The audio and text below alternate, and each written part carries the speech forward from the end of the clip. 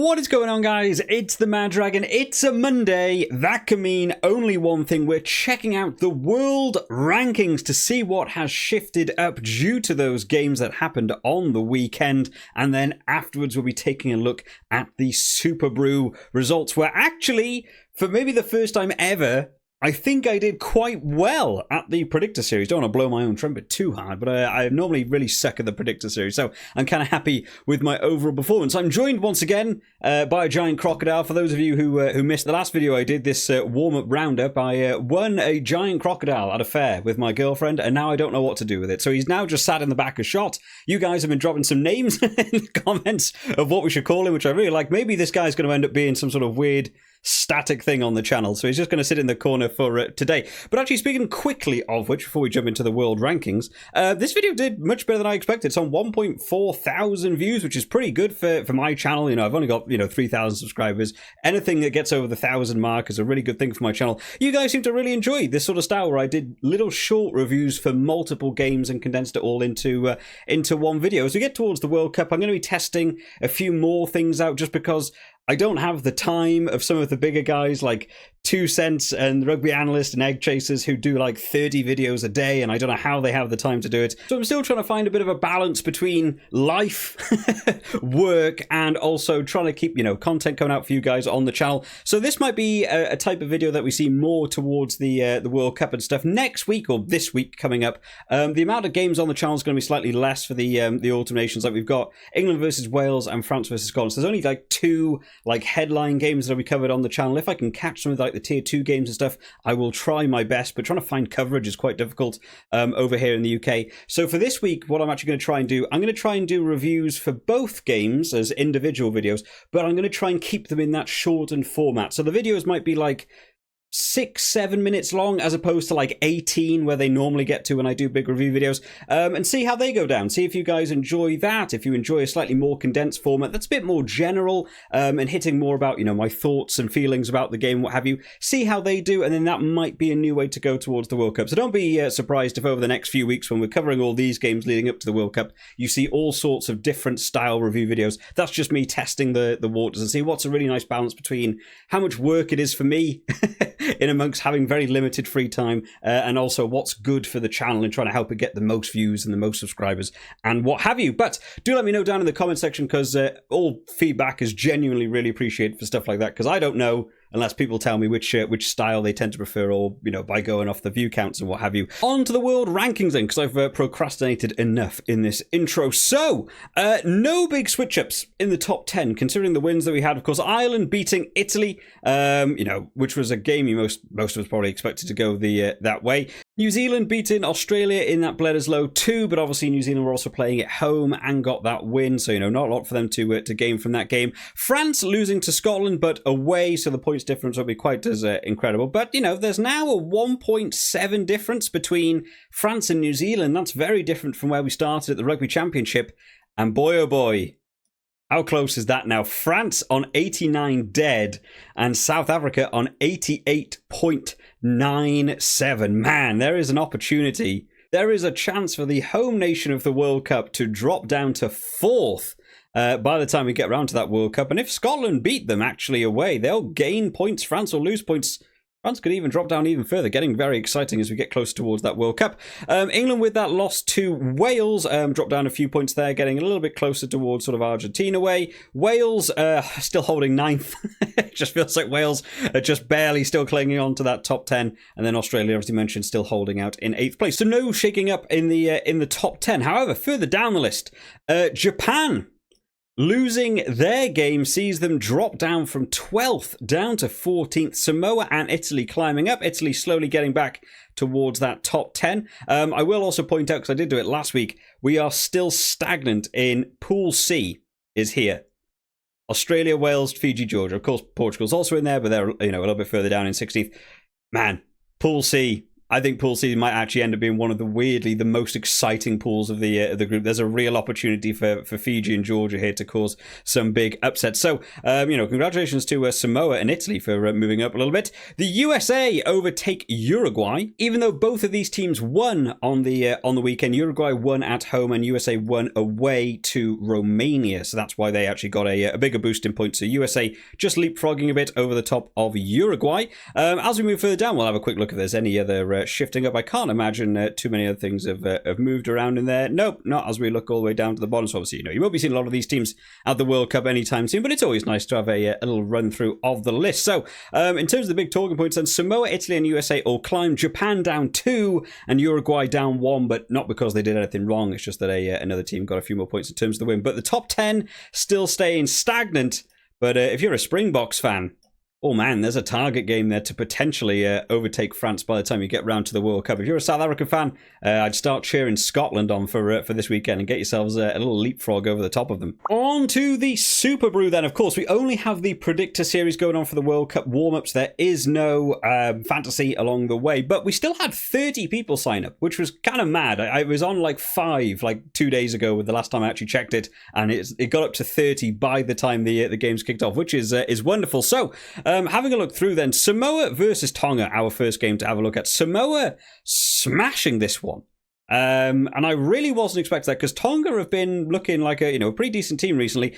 34 points to 9. That is a great score for them. Really happy that they did so well. Samoa winning that one by 25. In terms of the predictions, a lot of people, what were we, about 60-40 probably. About 40% going for Tonga, about 60% going for Samoa. I'm down there. I said Samoa by 6. I went super low. WRU 14, getting the closest by saying Samoa on 18. They don't get the match point because you have to be within 5 to get the match point, but they still get the bonus point for being the closest overall, still within. I think it's 10, I think is the points you need to get closest. Big Brain there, pretty close though, along with Fiofs. New name for me there. Gonna have to try and learn some of these as we get towards the World Cup. On 17 apiece, you guys super close, but WRU 14 taking that one. New Zealand, Australia, much closer. 98% to 2% went for a New Zealand win. A lot of us were probably shaking in our boots at the halftime mark on this one. A lot of people going high. I was up there as well. I was up there for 20, along with a lot of other people. We all went for 20 for New Zealand. In terms of low end, the closest, Rugger and Bowie, both going for New Zealand by 10, ended up being the closest. So both of you sharing the bonus point for being the closest. But again, no one getting that match bonus point because no one got within 5. This is quite an interesting couple of rounds to start off with. And then Fiofs being so close in the last game, picked the Australia by 5. Had to be the individual, but man, if Australia had taken that one, some big points coming your way. Very close. Japan versus Fiji. This was a game again. I expected Fiji to maybe be able to snipe this one out because Japan have felt like they're slipping off a little bit recently. But what a mega score for them. Fiji won by 23 points, 35 to 12. And like I said in the that World Cup rankings, Pool C's looking dangerous as a Wales supporter. I don't like to see that at all.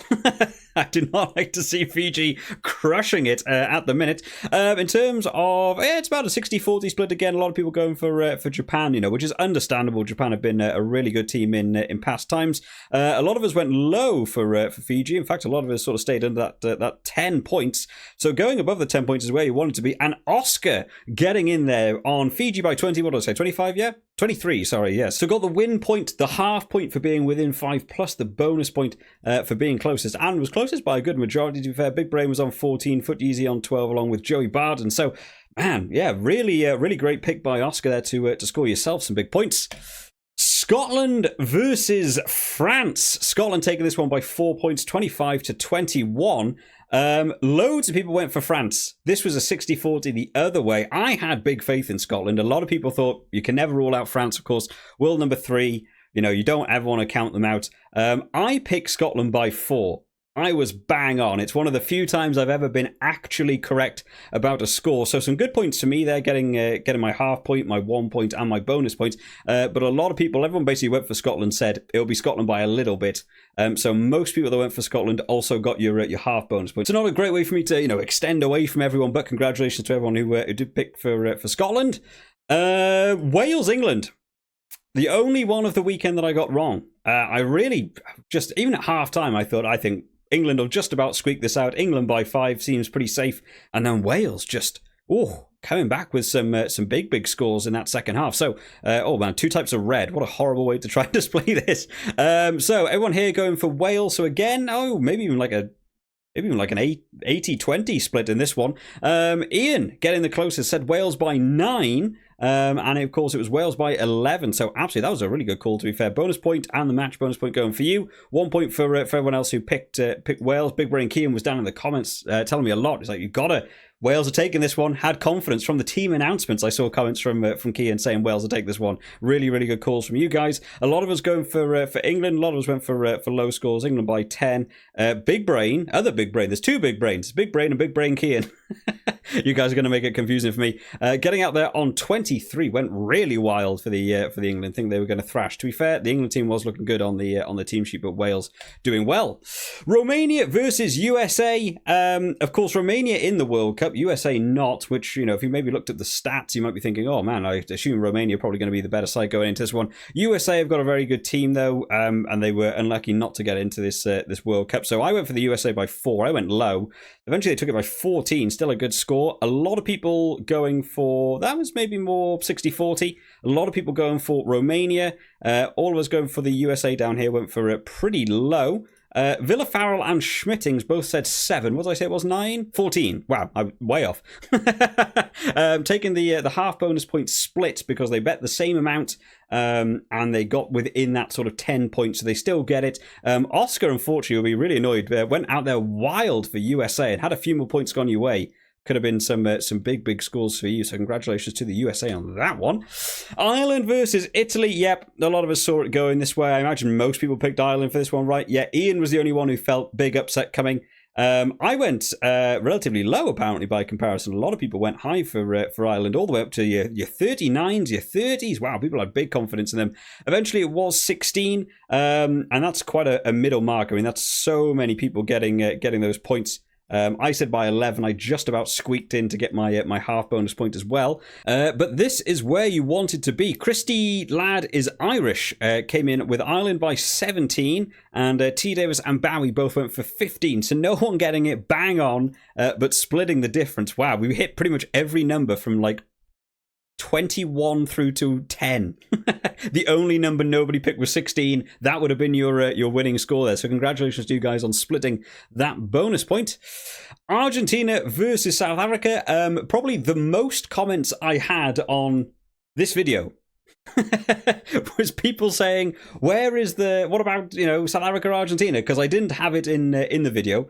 But I did say in the video, I wasn't able to watch it. It was on at the same time as the Ireland-Italy game. I flicked it on for 5 minutes, and the sound was completely broken over here in the UK. The Sky coverage was awful. You couldn't even hear the words they were saying. So I only caught the last 5 minutes of the first half and the last 5 minutes of the second half. I've still not been able to catch the full game. So anyone who was wondering, where is that review? I literally still haven't seen the game. I can't even find somewhere to watch it on catch-up at the minute. So I'm going to have to try and watch some highlights at some point for that one. But South Africa taking this one. South Africa won by 11. And after last week, people thought it might be closer. Argentina went in at half-time in the lead in this one. I went low for South Africa. I thought maybe, with all the changes they made to their team, it would be a low scoring. Where you wanted to be then was here. T. Davis picked 10. Oscar and Footeasy picked 12. Again, as we saw with the Island one, if only one of you went 1 point lower or 1 point higher, would have taken all those points. But we had some really big, confident South African supporters in this one. Rugger went out by 35. Big Brain and Andre out there in the by towards 20. So yeah, you guys thought a lot of the South African team going into this one. But congratulations to you guys for splitting it between the 3 of you. 4 people there also going for Argentina. Thought maybe an upset on the card. And then finally, Uruguay versus Namibia. I picked Uruguay by 11 and they won by 8. So hey, I did okay for that one. Wow, the split. Yeah, a lot of split. A lot of people went for Uruguay in this one. I did think this might be one that might catch a lot of people out. I would certainly rate Uruguay higher than Namibia for this one. So a lot of us getting a half point. Who got it bang on? Bowie. got it for 8. And what was it eventually? It was bang on 8. Congratulations to you for getting that bang on. Stealing those points away from the likes of Andre and Christy Ladd is Irish. Unfortunately, getting your half bonus point there. Bowie with a great call, picking it bang on. 4 people again going for Namibia. So, weirdly this week, nobody got the Grand Slam bonus point. Nobody got all the games correct, which I'm really glad about because my biggest competitor, as I was keeping an eye on it, was WRU 14, who went for Namibia in that final game. So close. So close before it got ruined. We'll take a look at the round as it stood. Obviously, the round and the leaderboard will be exactly the same because we've only played one round. So, at the end of the round, myself and WRU 14 both got 8 win points. We both got 1.5 and 1 bonus point. So, we both finish on 10.5. I don't think I've ever scored 10.5 in one round, but that TDM being the thing that separated us because I went quite low for a few games and the scores ended up being much bigger, or I went for really big scores like the New Zealand-Australia and it ended up being small. So the TDM, so WRU 14 taking the lead in this tournament. But I'm not going to lie, I'm kind of happy that I got to this stage because I imagine by the end of the World Cup warm-ups I'll be right down the bottom. Oscar coming in there on 10.33, so just behind, not far off, splitting that bonus point. Oh, those 1 point differences can sometimes be all that it takes when you don't get the bang-on score. But getting 7 win points, 2 match bonus points, and that 1.33. So in terms of your bonus points, you're doing very well. You're actually beating me and WR14, but those win points, all important. Villa Farrell comes in 4th place on 9.5 with his 8 wins. A joint 5th place between Christy Ladd is Irish and Bowie on 8.83. The TDM not being the separation for you guys, it's based on the win point. So Christy got 7 wins, Bowie only got 6. But then your bonus points made that up. Big Brain Kian down there on 8.5. Foot Easy on 8.33. 8.16. I don't even know how you get to 8.16, T. Davis. I don't even know what score allows you to get there, but well done to you. Pedri on 8. A bit of a competition here for 7.5. A lot of people joining on 7.5. 7s. People getting your win points and maybe 1 or 2 half bonus points just to bring you back up. 6.5 goes to my boyfriend made me do this. Dave Wakefield leads the charge for the 6-pointers on your 119 TDM, and quite a few of you, actually 4 of you down to Schmittings there on 6. Bears Gamer on 5.5, along with a couple of other players, Dojoba and Pierre. Some big names here that were doing well in the Rugby Championship predictor, the warm-ups being a bit more tricky for you guys. Alfie Brez and Fiofs getting the 5s, along with Andre getting the wooden spoon. I'm not sure why, because All Blacks Forever did get 3. And you got 4. I'm not sure why you get the wooden spoon, Andre, but hey, take it on the chin. I'm not sure what Superbru's up to. And then I'm new here. I don't think managed to get his picks in time, so we're down at the bottom. So we actually got 31 people involved. Thank you to everyone who has got involved. Congratulations to WRU14 for taking this round. Can I steal it away from you? There'll be some big calls next week, of course. Games for next week. There's still quite a few games going on, but in terms of games being covered on the channel, I'll be covering the England, Wales, and the France-Scotland in terms of videos. I'll see if I can find somewhere to watch. Like Georgia, Romania, I'm quite interested in. And I'd love to see a bit more of Portugal and Chile, because obviously when we get around to the World Cup, I don't know any of their names. So I want to try and find them. If anyone does know somewhere you can just kind of watch it casually in the UK, because I can't find it on any TV service where you can find some of these 2-tier games, do let me know down in the comments. Do let me know, because I'm always interested in some of those games. So there is actually 6 games to pick from this week. I've just seen that. There's also Tonga versus Canada on Tuesday. That's going to mess up this video for next week, isn't it? Well, there we go. Okay, there's going to be 6 games to pick for next week, so there's every chance you can shift up and down in the pool stages. But yeah, if anyone knows where you can catch some of these games, do let me know, because I would be interested to check out a bit more Tier 2 rugby on the channel as well. I hope you've all enjoyed this one today, guys. I will see you all next time. Bye-bye.